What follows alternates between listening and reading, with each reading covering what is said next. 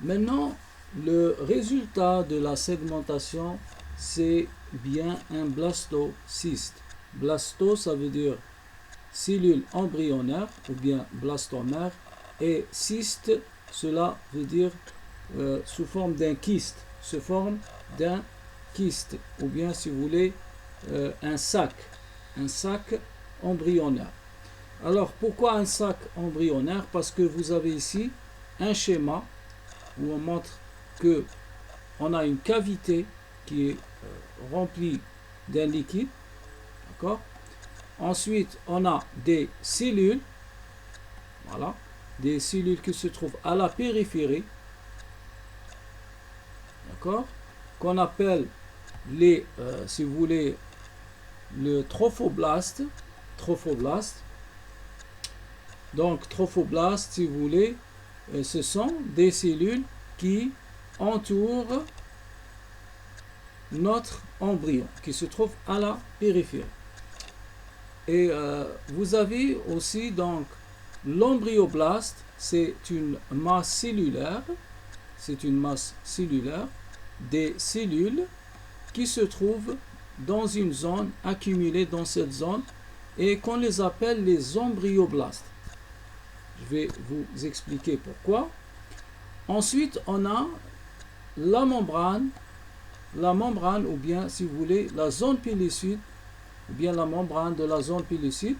Cette membrane qui va être, si vous voulez, qui va permettre, ou bien qui entoure notre embryon, mais notre embryon, comme on l'a déjà parlé, il va quitter cette membrane, ou bien cette enveloppe, par un phénomène qu'on appelle l'éclosion, pour se fixer au niveau de la cavité utérine ou bien au niveau de l'endomètre.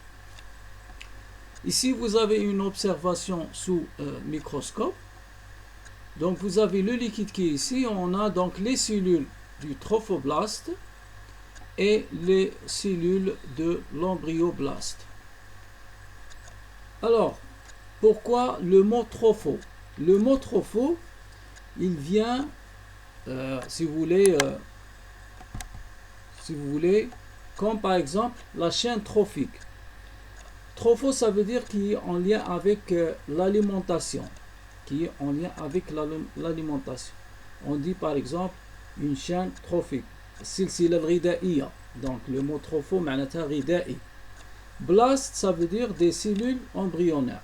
Ça veut dire que ce sont ces cellules-là qui vont donner par la suite les organes, ou bien, si vous voulez, qui vont intervenir dans la nutrition et le support de notre embryon. Nous allons voir comment.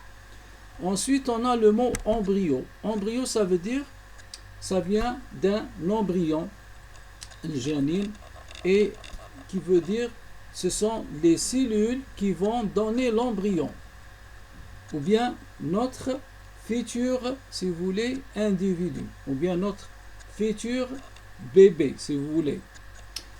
Ça, ce sont les cellules qui vont, ces cellules-là, qui vont donner le corps avec les différents organes de notre, si vous voulez, futur individu. Et vous avez blastocèle. Donc j'en ai déjà parlé beaucoup de blastocèle, qui veut dire le liquide, ou bien la cavité avec le liquide qui se trouve dans cette zone.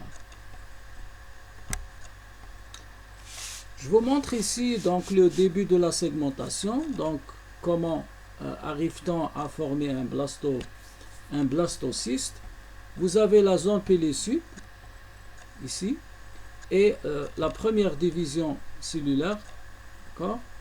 Ici une observation sous microscope, si vous voulez, optique, où on voit bien donc la zone pellucide avec les deux blastomères, ou bien les deux cellules embryonnaires. C'est la première division cellulaire. Ensuite, on a le stade 4 cellules. Le stade 4 cellules, vous le voyez bien, donc on a 4 cellules avec entourées de la zone, si vous voulez,